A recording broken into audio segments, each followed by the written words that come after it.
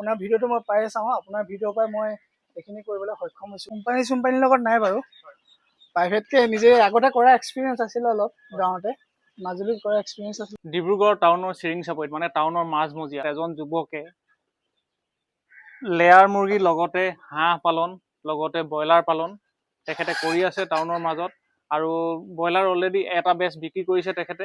কিন্তু এটা কথা ইণ্টাৰেষ্টিং, তেখেতৰ নিজৰ চাকৰিৰ লগতে চাকৰিও কৰে তেখেতে। আপোনাৰ ৰাতিপুৱা 12টা বজাৰ পৰা চাগে তেখেতৰ ৰাতি 12টা বজালৈকে এটা ডিউটি থাকে। তো সেই সময়খিনি বাদ দি বাকী যিখিনি সময় পায় সেই সময়খিনিতে তেখেতে ফাৰ্ম কৰি আছে। আহক তেখেতৰ পৰা দুআষাৰমান জানো, তেখেতে কেনেধৰণে ইমানখিনি কৰিব পাৰিছে বা তেখেতে কেনেদৰে সময় উলিয়াই এইখিনি কৰিছে বা কিমান টকা খৰচ হৈছিলে। তেখেতে যিহেতু পাৰ্চনেলি পালন কৰি আছে ব্ৰইলাৰ মুৰ্গী, আৰু পাৰ্চনেলি কৰোঁতে তেখেতৰ বিক্ৰীৰ ক্ষেত্ৰত কিবা লোকচান হৈছিলে নেকি? নমস্কাৰ, মোৰ নাম শ্ৰী ৰোহিত বৰুৱা। মোৰ বয়স আপোনাৰ 25 মান হৈছে। মোৰ অৰিজিনেল ঘৰ মাজুলীত হয়। আপোনাৰ মই ডিব্ৰুগড়ৰ পৰা বিয়া পাতিছোঁ, চিৰিংচাপৰি। মানে মনতে ভাবিলোঁ এনেই আপোনাৰ ৰাতিপুৱা 8টা বজাৰ পৰা আপোনাৰ 12টা বজালৈকে এনেই ফ্ৰী থাকোঁ। ভাবিলোঁ সেই টাইমটোত মই কিবা এটা কৰোঁ, নিজে কৰি পেলাই অলপ উপকৃত হওঁ। তাৰ কাৰণে আপোনাৰ ফাৰ্ম খুলি লৈ পিনে ব্ৰইলাৰ আছে, আৰু এইপিনে হাঁহো আপোনাৰ আনিছোঁ, 200 আছে হাঁহ, আৰু অলপ লেয়াৰ মুৰ্গী আছে বাৰু এইফালে।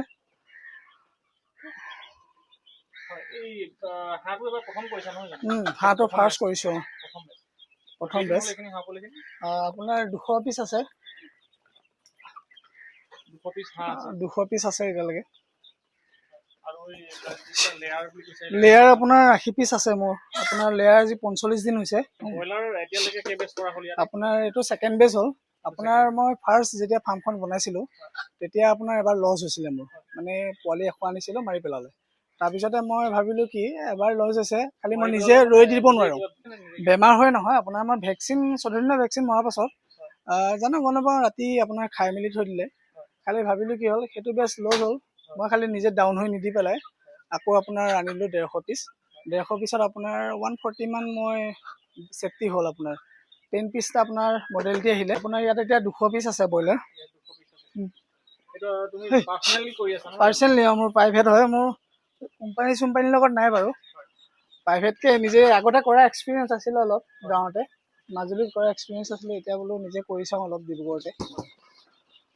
অলপ কামত কষ্ট হয়, খালি মোৰ টাইমিংটো মিলাব নোৱাৰোঁ। মানে আপোনাৰ দিনৰ 12টা বজাত ডিউটি যাওঁ, কেতিয়াবা আপোনাৰ 12টা-1টা বাজি যায় ৰাতি, কাৰণ বহুত ভিৰ থাকে, অলপ বহুত প্ৰব্লেমো হয়। তাৰ ক্ষেত্ৰত মোৰ নিজৰ মা আছে, মোৰ ৱাইফ আছে, তেওঁলোকে বহুত হেল্প কৰিছে, আৰু তেওঁলোকৰ হেল্পৰ কাৰণে হয়তো মই আজি ইমান উপকৃত হৈছোঁ এখন কৰিবৰ কাৰণে। মোৰতো আপোনাৰ টোটেল এটাত আপোনাৰ 3 কিলো ওচৰা-ওচৰি আহিছে। টোটেল মিলাই আপোনাৰ 3.5 কুইণ্টেল মান হ'ল। খালি মোৰলৈ প্ৰফিট ৰ'ল আপোনাৰ 13,000 মান ৰ'ল প্ৰফিট। মোৰ ফাৰ্মখন বনোৱাৰ পৰা ধৰি 70,000 মান গৈছে। মূলধন আপোনাৰ কিমান 28,000 মান টকা খৰচ হৈছিলে, দানা চানাৰ পৰা দৰৱ-চৰৱ পৰা ধৰি। নাই, বিক্ৰী কৰিবলৈ মানে ফাৰ্ষ্ট ইমান অসুবিধা নাই, খালি দোকানীবিলাক আহিছিলে। আপোনাৰ কিছুমান দোকানী আহে বহুত কম দামত বিচাৰে, সেইটো কাৰণে মানে তেওঁলোকক নিদি পেলাই মই য'ৰ পৰা ব্ৰইলাৰ লৈছিলোঁ তেওঁৰ লগত কণ্টেক্ট কৰিলোঁ। তেওঁৰ লগত কণ্টেক্ট কৰি সিহঁতে লৈ গৈছিলে গোটেই ব্ৰইলাৰ, আৰু এটা মোক ভাল ৰেটো দিছিলে বাৰু। দোকানীবিলাকে হয়তো 140 বিচাৰিছিলে, মোক 145 দিছে দোকানীজনে। তেনেকৈ অলপ হেৰি কৰিলোঁ আৰু। মানে 150 ব্ৰইলাৰ পুহি 28,000 টকা মূলধন খৰচ হৈছিলে মোৰ, খৰচ কৰি 13,000 টকা এটা প্ৰফিট হৈছিলে। যোৱাবাৰ 150 আছিলে আৰু এইবাৰ 200, মানে বাঢ়ি গৈ আছে, নহয় জানো? গৈ আছে।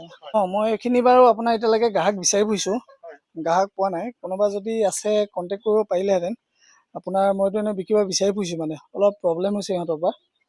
যিহেতু পোৱালিখিনি ৰাখিলে মানে ইহঁতক বেলেগকৈ এক্সট্ৰাকৈ ৰাখিবলৈ জেগাটো নাই আপোনাৰ। এইপিনে এতিয়া মানুহ পোৱা নাই যে। মোৰ কণ্টেক্ট নাম্বাৰটো হ'ল 600010933868। আপোনাৰ ডিব্ৰুগড় টেকেলা নামঘৰ চিৰিংচাপৰিৰ ওচৰতে আছে, থানাগুলি। সেইফালে আহিলে আপুনি পাই যাব এইপিনে মোৰ। এইটো লোকেল আপোনাৰ মাংস, মানে মই নিজে ঘৰত টেষ্ট কৰিছোঁ। আপোনাৰ লোকেল মাংসটোতকৈ মানে অলপ বহুত টেষ্টি, মানে কৈছোঁ নহয়, লোকেল মাংসটো যিটো টেষ্টি হয় তাতকৈ মানে বহুত তৃপ্তি আছে অলপ। আৰু খাই ভাল পাইছে, দুটা মানে নিছিলে মোৰ পৰা এবাৰ, খাই ভাল পাই নি আছে সিহঁতে। খালি মোৰ মানে গোটেইখিনি চেল কৰিব বিচাৰি ফুৰিছোঁ আপোনাৰ। ত' ইয়াত ফাৰ্ষ্ট কথাটো হ'ল যে চাঙত কৰিছিলোঁ, ইমান বেমাৰ নাই হোৱা। আপোনাৰ যোনটো চৰ্দি হয় সিহঁতৰ, কফ হয়, খালি সেই কফটো মই বহুত কম দেখিলোঁ। তাৰপিছতে আপোনাৰ পানী চানী পৰা দিয়াৰ পৰা এভৰিথিং কৰি পেলাই ৱেইটটো খালি লৈছিলে আপোনাৰ, ৱেইটটো আপোনাৰ 40 দিনত মোৰতো 2 কিলো ওপৰত হৈ গৈছিলে। মোৰ খালি 50 দিনমান লাগিলে সিহঁতৰ নিওঁতেনে। 50 দিনত 3 কিলো 100, 3 কিলো 200 হৈ গৈছে। ফলখিনি আপোনাৰ পেলাই দিয়া হয়। খালি আমি ইয়াত এটা বস্তু কৰোঁ, আপোনাৰ যোনটো চাংখন তলত যায়, ইয়াত আপোনাৰ টিৰপাল এটা পাৰি দিওঁ, তাত গুখিনি পৰে, সেইটো নি পেলাই আপোনাৰ টিৰপালটো ধুই দিয়া হয়। তেনেকৈ পোৱা হয়। খালি এবাৰ অলপ ভুচি পাৰিব লাগিব, যিটো কাঠৰ গুৰি অলপ আনি পেলাই, নহ'লে অলপ যোৱাবাৰ ইমান গোন্ধ নাছিলে বাৰু, এইবাৰ গোন্ধটো যাতে নোলায় সেইটো কাৰণে ভাবিছিলোঁ তলটো পকা কৰি দিম বুলি, কিন্তু পকা কৰিলে জেগাটো ভাল নহ'ব মানে। আৰু লগতে তেখেতৰ আৰু কিছুমান বিজনেছ আছে আৰু ফাষ্টফুডৰ দোকানো আছে, সেইটো এদিন মই আপোনালোকক দেখুৱাম। আৰু ভাইটি ধন্যবাদ আজি তোমালৈ। আৰু আপোনালৈও বেছিকৈ বহুত বহুত ধন্যবাদ। আপোনাৰ ভিডিঅ'টো মই পায়ে চাওঁ, আপোনাৰ ভিডিঅ'ৰ পৰাই মই এইখিনি কৰিবলৈ সক্ষম হৈছোঁ। যিহেতু আপোনাৰ বহুত ভিডিঅ' চাই পেলাই মই এইখিনি পঢ়িলোঁ আৰু ভাল ফলাফলো পাইছোঁ। গতিকে আপুনি আহি পেলাই ইয়াত ভিডিঅ'টো কৰিলে, তাৰ বাবে বহুত বহুত ধন্যবাদ আপোনালৈ। হয়, ধন্যবাদ।